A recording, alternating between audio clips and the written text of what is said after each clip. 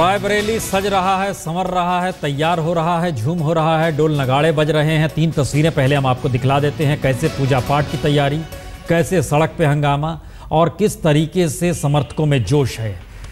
फूल बिछा दिए गए हैं, ये देखिए पंखुड़ियाँ हैं गुलाब की, जिसे सड़क पर डाल दिया गया है। ये एक अद्भुत नज़ारा होता है। चुनाव का मौका होता है, अक्सर वोटर कहता है कि जनाब 5 बरस तक आप भूल गए, और यहाँ तो वोटर जो है या कहें पार्टी का कार्यकर्ता ही सही, लेकिन फूल की पंखुड़ियाँ सड़क पे बिछा दी गई है। जमीन पे मत रखिएगा, मैले हो जाएंगे, कुछ अंदाज ऐसा ही है। राम जी, ये नज़ारा रायबरेली का है, सोनिया गांधी के लिए है, या सोनिया गांधी इस दौर में कांग्रेस जिस तरीके से फिसलन पर है उसमें डांडस बंधाने के लिए है। जो कुछ भी कह लीजिए, देखकर तो अब इस पूरे गर्दिश दौरा में कहीं सुकून मिले। जो हालात हैं यूपीए के कांग्रेस के, अगर वहाँ उसमें कहीं इस तरह का स्वागत होता है, वो चाहे खुद का अरेंज किया हुआ हो या चाहे स्वतः स्फूर्त हो, लेकिन एक सुकून तो देता ही है इस माहौल में। और मुझे लगता है 16 तारीख तक नहीं, एक बड़ा सवाल है कि जिस चुनाव को लेकर माना जाता है कि जनादेश जब फैसला सुनाता, इसी रायबरेली में जनादेश ने फैसला 1977 में भी सुनाया था, राजनारायण जीत गए थे। सवाल सिर्फ ये है कि एक ऐसे उम्मीदवार को लेकर ये पंखुड़ियाँ बिछाई गई है जिसने पीएम का पद भी त्यागा। एक दौर में जब उन पर आरोप लगे कि दरअसल वो लाभ के पद में है, इस्तीफा दे दिया, फिर बाई इलेक्शन हुआ, फिर जीत के आई। सोनिया गांधी इस दौर में कांग्रेस की सबसे ताकतवर नेता जरूर है, लेकिन सोनिया गांधी मजबूत है, लेकिन कांग्रेस सबसे कमजोर है इस दौर में। सही आप कह रहे हैं, सही कह रहे हैं, बिल्कुल। देखिए, वो सोनिया, जहाँ तक रायबरेली से रिश्ता है, रायबरेली का एक पार्टी पॉलिटिक्स से अलग हट करके एक उनका रिश्ता है सोनिया जी का, और ये आज से नहीं, मिसेस गांधी और उस दौर से रहा है। तो वो, और जैसा आप सही कह रहे थे कि मैं यही कहता हूं कि अब सारे ठीकरे राहुल और सोनिया पे ज़रूर फोड़े जाते हैं, लेकिन यूपीए ने 10 साल में जो कुछ किया है, वे लोग ये कह के बरी नहीं हो सकते सारे लोग कि सोनिया जी नेता थी इसलिए बाकी सब बरी हो गए। इसमें वे लोग भी शामिल हैं जो समय से थोड़ा पहले कूद के निकल गए, उन लोगों भी उतने ही भागीदार हैं। इसलिए रायबरेली, जाहिर सी बात है कि चाहे वो विपक्ष में रहें, चाहे अभी लोगों को यह है कि भाई कांग्रेस पार्टी इस देश से इस इलेक्शन के बाद ख़त्म नहीं होने वाली है, और जैसा कि रहा है, जो लोग जानते हैं, वो चीज़ें आती हैं, एक भावुकता भरी। कांग्रेस का जिक्र कर रहे हैं हम, गांधी परिवार का जिक्र, हमको आपने गांधी परिवार के अतीत का जिक्र किया, हम श्वेता भी हमारे साथ है, लेकिन वहाँ चलेंगे उससे पहले हम जरा सा इतिहास पलट कर दिखला दें। रॉबर्ट वड्रा नहीं आ रहे हैं, दामाद हैं, लेकिन शुरुआत रायबरेली से दामाद नहीं की थी। फिरोज गांधी 1952, 1957 का जिक्र है, लेकिन 1952 में भी उन्होंने चुनाव लड़ा था। 1960 में यहाँ बाई इलेक्शन हुआ था, उस समय यहाँ पे राजेंद्र प्रताप सिंह, और 62 में बृजनाथ कुरिल यहाँ से जीते थे। उसके बाद इंदिरा गांधी का पदार्पण 1967 में होता है। 1967, 1971 और उसके 71 में राजनारायण को ही हराया था। 1977 का हिस्सा जो छूट गया उसमें राजनारायण ने पराजित किया था 52,000 वोट से इंदिरा गांधी को। 1980 में इंदिरा गांधी फिर से जीती थी। 1984 में अरुण नेहरू, इंदिरा गांधी की हत्या हो गई थी, परिवार के सदस्य अरुण नेहरू यहां से जीते थे और बड़े भारी मतों से जीते थे, 70% वोट इन्हें मिले थे। उस समय एक हवा भी थी, पूरी हत्या हुई थी, उसकी हवा थी। 1984 के बाद शीला कौल, मौसी इंदिरा गांधी की, 89 में वह जीती थी और 91 में भी वही जीती थी। लेकिन इसके बाद अयोध्या पूरा मामला डगमगाने लगी परिस्थिति, और 91 के बाद बीजेपी का प्रकरण, ये 2004 पे जरा रोकते हैं। 91 से 2004 के बीच में क्या हुआ, ये हर किसी के जहन में होगा। 96 में अशोक सिंह जीते थे, ये बीजेपी के कैंडिडेट हुआ करते थे। 98 में भी अशोक सिंह जीते, बीजेपी के कैंडिडेट थे। सतीश कुमार, कैप्टन सतीश कुमार जीते थे 1999 में, और उसके बाद फिर सोनिया गांधी 2004 और 2009 में। 2009 से पहले 2006 में एक बाई इलेक्शन हुआ था जिसमें सोनिया गांधी इस्तीफा देकर दोबारा लड़ी थी, उसमें वो भारी मतों से जीती थी। रामकृपाल जी, एक सवाल आता है कि फिरोज गांधी से लेकर सोनिया गांधी तक गांधी परिवार सत्ता संभालने की स्थिति में हमेशा रहा है। फिरोज गांधी तो दामाद थे, लेकिन क्या यही एक वजह है कि आज की स्थिति में सोनिया गांधी नामांकन दाखिल जरूर कर रही है, लेकिन ये लोग सत्ता में आ भी जाएं, अनसुलझा सवाल है, जिम्मेदारी लेते नहीं हैं, उससे बचते हैं, जनता के भीतर क्या यही एक सबसे बड़ी वजह है? देखिए, मुझे लगता है ये कि पिछली बार जो 2004 का जो चुनाव हुआ था, जिसमें ये सबको पूरी तरह से उम्मीद थी कि सोनिया गांधी ही प्रधानमंत्री बनेंगी, और जो वोट भी उस समय आया था, आपको याद होगा कि 11th आवर पे बिल्कुल आश्चर्यजनक घटना हुई थी कि जब उन्होंने मनमोहन जी को प्रपोज कर दिया, रिजल्ट आने के बाद तक ऐसा नहीं लगता था, ये लोगों में यह था कि नहीं सोनिया जी प्रधानमंत्री बनेंगी। और सोनिया जी को प्रधानमंत्री न बनाने के इसी मुद्दे पर कि वो विदेशी हैं, फलाना है, आपको याद होगा कि कितने लोग, वरिष्ठ लोगों ने जो कभी इतने करीब हुआ करते थे पार्टी तक छोड़ दी थी, लेकिन अचानक उन्होंने वो किया। तो देखिए, एक बात तो यह है कि कुछ इस तरह की, जैसे आप देखिए कि शिवसेना के बाला साहब ठाकरे, बीएसपी के काशीराम, कुछ लोग बिना कुर्सी के भी इतने बड़ी ताकत हो जाते हैं कि उनको उस कुर्सी पर बैठ करके लगता है कि वो ताकत मेरी कम हो जाएगी, और ऐसा रहा है। आप चाहे जयप्रकाश नारायण जी के आंदोलन से उठा करके देख लीजिए, तो खैर जेपी तो कभी भी ये नहीं था कि जेपी प्रधानमंत्री बनेंगे, लेकिन प्रधानमंत्री बनना उतना महत्वपूर्ण नहीं था जितना हम प्रधानमंत्री बनाएंगे। तो जितने बड़ी इस तरह के जो लोग रहे हैं, मुझे लगता था कि सोनिया यही चाहती थी कि प्रधानमंत्री बनने से बड़ा कद मेरा तब है जब मैं प्रधानमंत्री बनाऊं।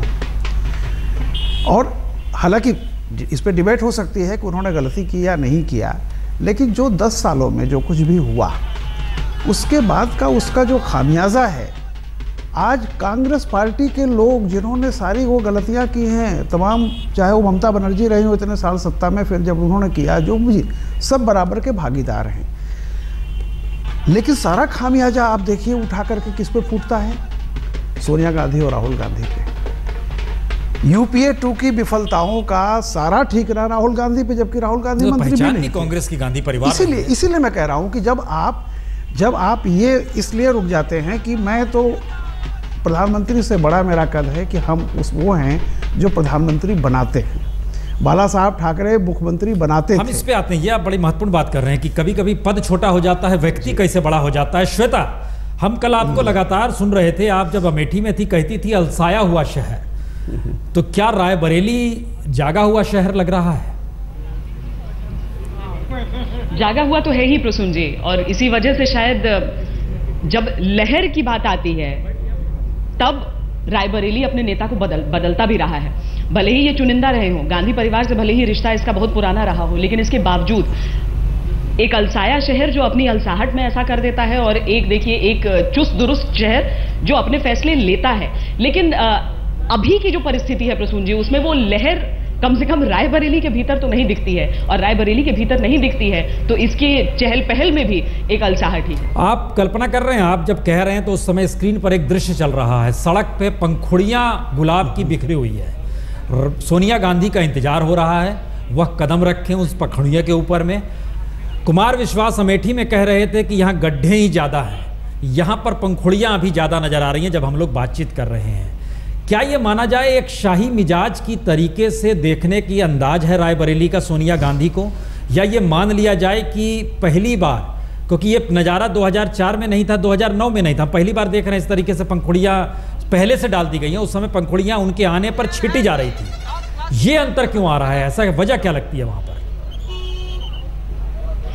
प्रसून जी, 2004 में तस्वीर अलग थी कुछ। उस वक्त सोनिया गांधी जब नामांकन दाखिल करने गई थी तब सारे पत्रकार उनके करीब तक भी पहुंच पाते थे, जो लोग थे वो पास से देख भी पाते थे। जो उपचुनाव थे उसके बाद जो तस्वीर बदलना शुरू हुई, सोनिया गांधी कम से कम पहले सुरक्षा के घेरे में घिरती गई, और उसके बाद इस बार के जो चुनाव है, इस वक्त अब सब जानते हैं कि कांग्रेस पार्टी में चाहे प्रधानमंत्री कोई भी हो, सबसे प्रबल आवाज किसकी है, सबसे अहम कौन है इस पार्टी के भीतर, और इसीलिए वो जानते हैं कि यहाँ पर जो भी उनकी छोटी मोटी समस्याएं हैं वो एक तरफ हैं, लेकिन जो उम्मीदवार उनका है, जो इस सीट पर काबिज है, वो कम से कम एक ऐसा चेहरा है जो न सिर्फ इस प्रदेश में बल्कि पूरे देश में उन्हें पहचान देता है, और ये पंखुड़ियां उसी का प्रतीक है। रबनेवाल जी, वजह क्या है? क्योंकि विधानसभा की जो 5 सीटें आती हैं उसमें 4 पर तो समाजवादी पार्टी का कब्जा है, लेकिन समाजवादी पार्टी खुले तौर पर कहती है हम उम्मीदवार खड़ा नहीं करेंगे। ये मैसेज किसके लिए? उनकी अपनी रणनीति का हिस्सा है या भविष्य के लेकर है? देखिए, वो रणनीति भी भविष्य को लेके ही होती है, और एक हमेशा से आप देख लीजिए, कम से कम समाजवादी पार्टी ही नहीं, बाकी पार्टियों में भी ये रहा है कि जो एक बड़े नेता हैं, बड़े नेता का मतलब जो शीर्ष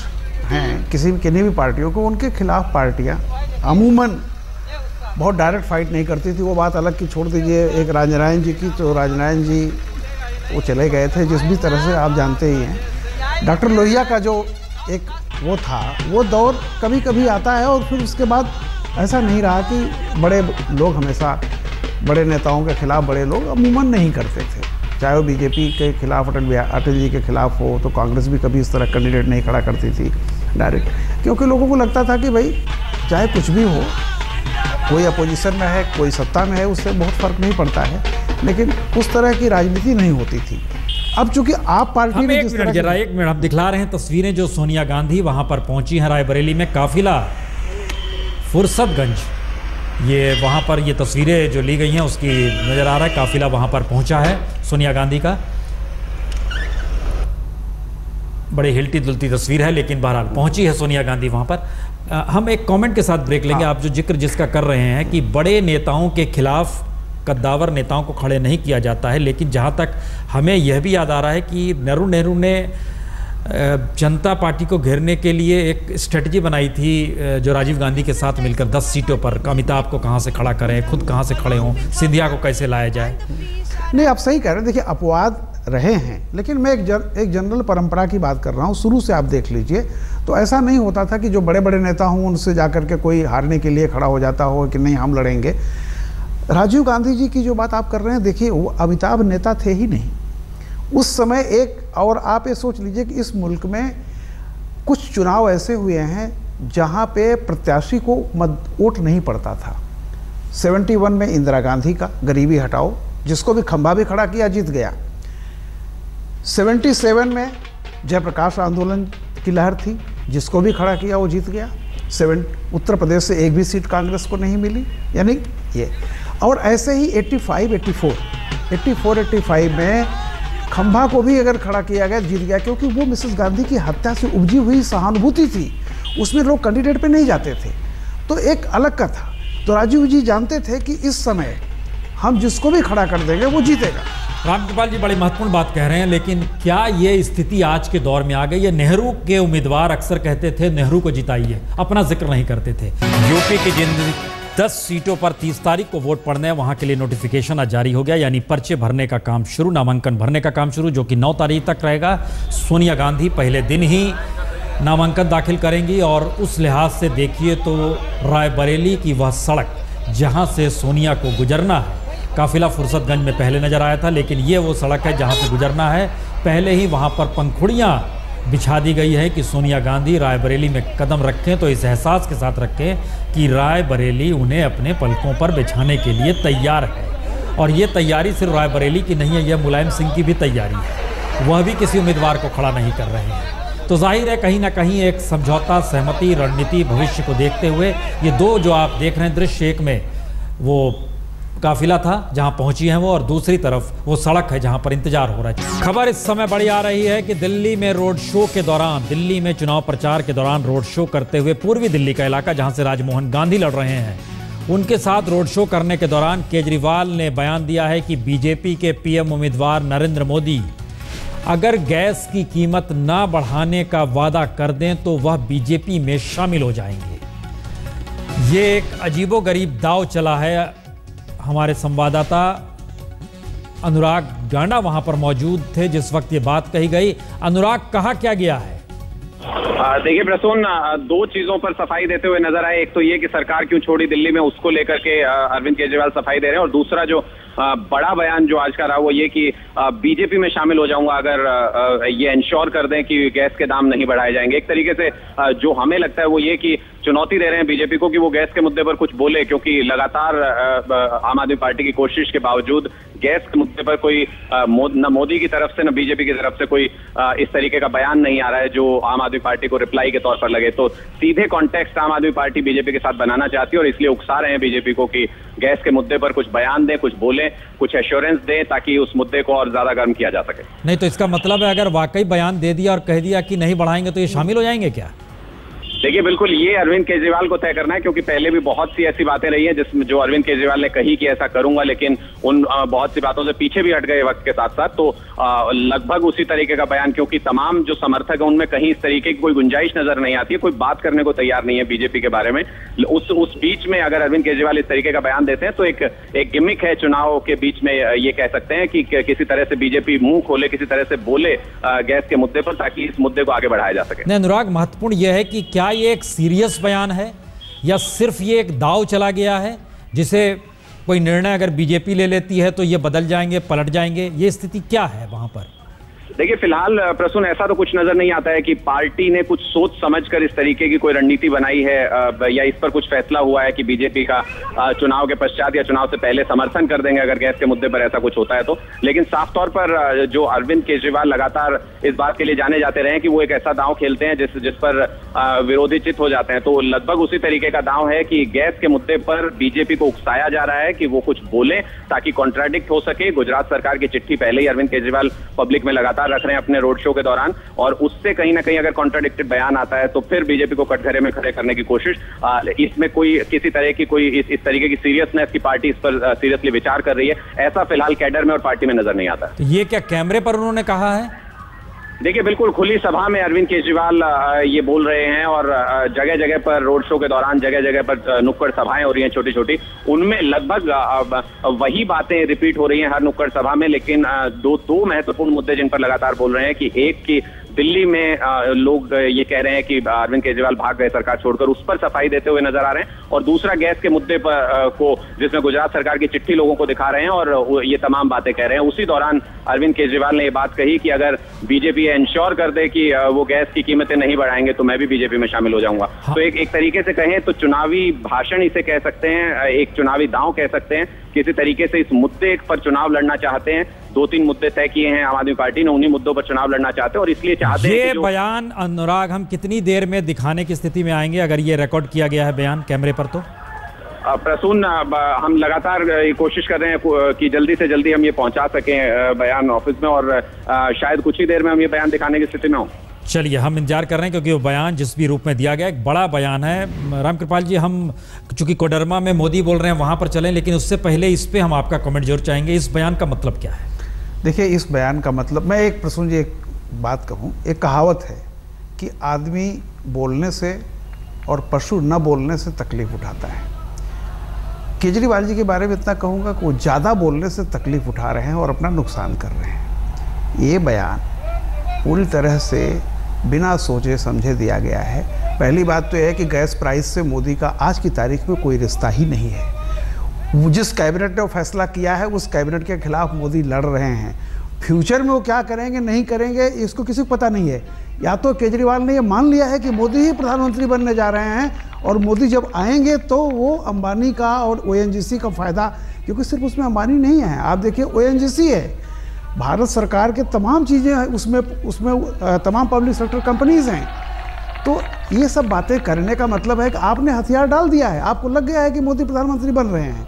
वरना जिस आदमी ने कभी कोई किया ही नहीं, जिसका गैस कीमत से आज की तारीख तक कोई मतलब नहीं है, यूपीए सरकार का फैसला है जिसको चुनाव आयोग ने अभी इम्प्लीमेंट करने पर प्रतिबंध लगा दिया है, उसके बारे में कह रहे हैं। दूसरा सवाल कि अगर मान लीजिए गैस को छोड़ दें, इसका मतलब है कि मोदी जो भी अपनी उपलब्धियां गिना रहे हैं आप उसको मानते हैं कि हाँ मोदी ने वाकई काम किया है।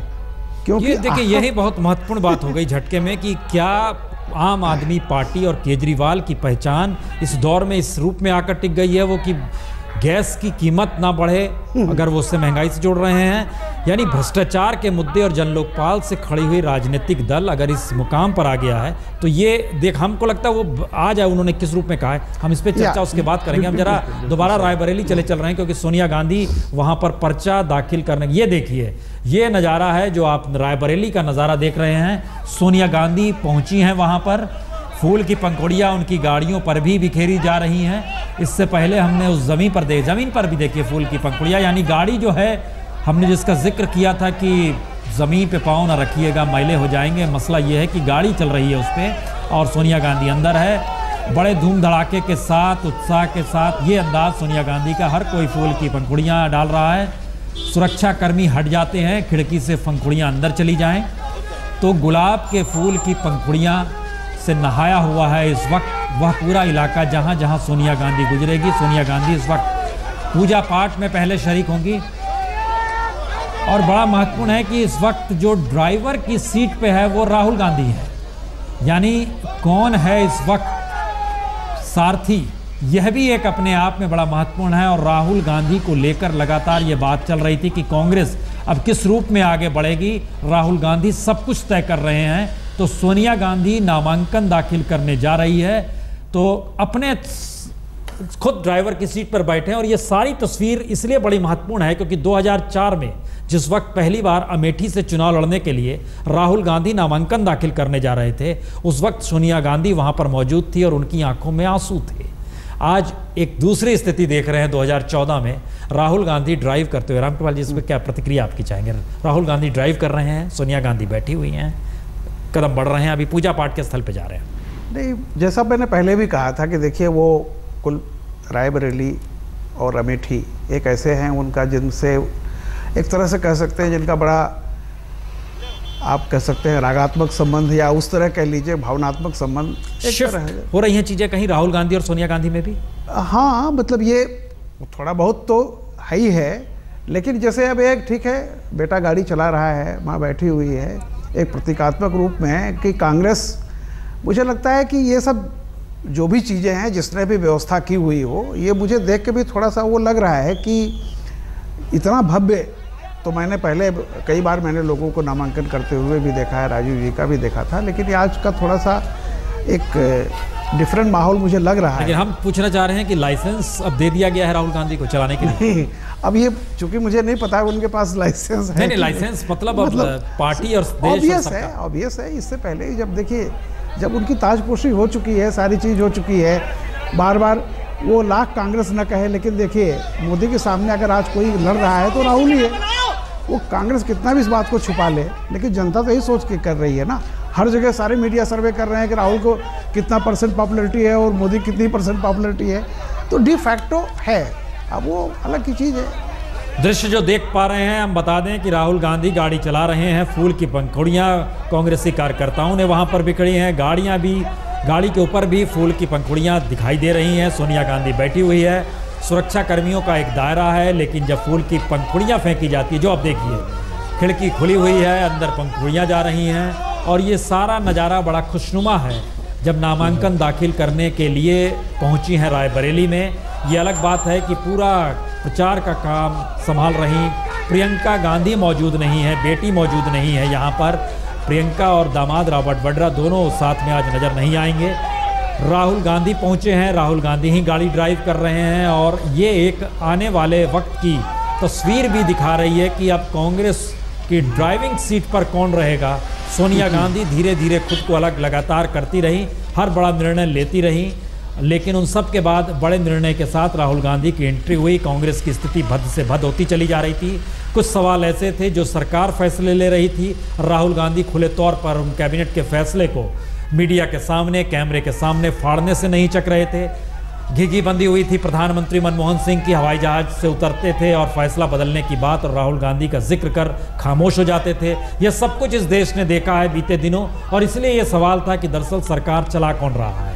और इन सब के बीच कांग्रेस को अगर गांधी परिवार के आश्रय ही चलना है तो फिर गांधी परिवार में से कोई शख्स सीधे जिम्मेदारी क्यों नहीं लेता है। और जो पहली मीटिंग अमेठी में राहुल गांधी ने की थी तो उन्होंने वायदा किया था अगर कांग्रेस सत्ता में आएगी तो मैं प्रधानमंत्री पद संभाल लूंगा। श्वेता, जो नज़ारा हम देख पा रहे हैं वो कदम आप तक तो बाद में पहुंचेंगे चूंकि पहले पूजा पाठ में शरीक होंगी, लेकिन क्या जिस इलाके में आप मौजूद हैं वहाँ सुरक्षा बंदोबस्त या कोड ऑफ कंडक्ट है वो फूल की पंखुड़ियाँ बिछाने से इनकार करता है वहाँ पर, या वहाँ पर भी कुछ ऐसी व्यवस्था कार्यकर्ता करने में लगे होंगे कि गाजे बाजे वहाँ पर भी बज जाए? नहीं प्रसून जी, उन सबको चूंकि कार्यक्रम मालूम है इसलिए यहाँ तक नहीं पहुंचे हैं और चूंकि आजकल जो सुरक्षा व्यवस्था की कड़ाई होती है वो भी समझते हैं लोग और इसीलिए यहाँ तक आने की जहमत उन्होंने नहीं उठाई है। वो जानते हैं कि सोनिया गांधी और राहुल गांधी कहाँ उन्हें दिख सकते हैं और वहाँ तक वो पहुँच रहे हैं। लेकिन वाकई जिस तरह से स्वागत हो रहा है उससे पहले जिस तरह की यहाँ से लोगों से बातचीत हो रही थी उसी की झलक है। दूसरी पार्टियां नकार लें वो अलग है, लेकिन लगता है जैसे कि इतने सालों में ये चुनाव क्षेत्र अपना चुका है सोनिया गांधी को, वो इस बात को लेकर आश्वस्त हो सके चुके हैं कि भले ही रोज यहाँ पर ना आए, रोज यहाँ पर न रहे, लेकिन उन्हें अपना कहने में थोड़ा सा गर्व तो जरूर वो लगता है जब वो बातें करते हैं। राजनीति से अलग अगर परे हटकर सिर्फ एक वोटर के मिजाज के तौर पर इसे देखें, एक चुनाव क्षेत्र के लोग जो चीज सोच रहे हैं उस हिसाब से देखें, तो वाकई गुलाब की पंखुड़ियां पूरी तरीके से दिखा रही हैं, दर्शा रही हैं कि दिलों में किस तरह का स्वागत करना चाहते हैं वो। जी, हम इस आप रहिएगा हमारे साथ रामकृपाल जी, क्योंकि ये दृश्य ऐसा है जिस दृश्य को देखकर कई सवाल हर के जहन में होंगे। लेकिन आप एक बात का जिक्र कर रहे थे कि कई नेताओं का कद पद से बड़ा हो जाता है। हमारा सवाल है, कई कॉन्स्टिट्यूंसी की पहचान नेताओं के कद के साथ ही जुड़ जाती है और वही पहचान बन जाती है। अगर ऐसा है तो 1980 में रायबरेली क्यों छोड़ी थी इंदिरा गांधी ने, मेढक को क्यों अपनाया था? देखिए, वो आप उसके पहले इलेक्शन का आपने देखा होगा, 1977 गुस्सा था वो। 77 में कभी कल्पना नहीं की होगी उन्होंने कि ये होगा, ऐसा हो सकता है। यानी श्रीमती गांधी कभी ये सोच भी नहीं सकती रही होंगी कि जिस समय कि वो कभी रायबरेली से चुनाव हार सकती है।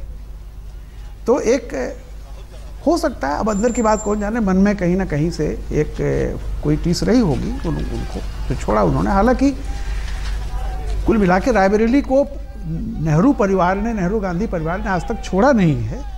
नाराज़गी हो सकती है अपने घर में, कभी या कभी आदमी घर से बाहर चला जाता है, कहीं और रुक जाता है, नाराज़ होकर के फिर लौट आता है। तो नेहरू परिवार से रायबरेली का रिश्ता बड़ा पुराना रहा है और लगातार वो रहेगा भी। और मुझे यही लगता है कि रायबरेली के लोग भी ये जानते हैं कि देश में चाहे कांग्रेस की सत्ता रहे या नहीं रहे, सोनिया गांधी का यहाँ से सांसद बनना उनके क्षेत्र के लिए, वो विपक्ष में रहते हुए भी इतना फ़ायदा मिल सकता है।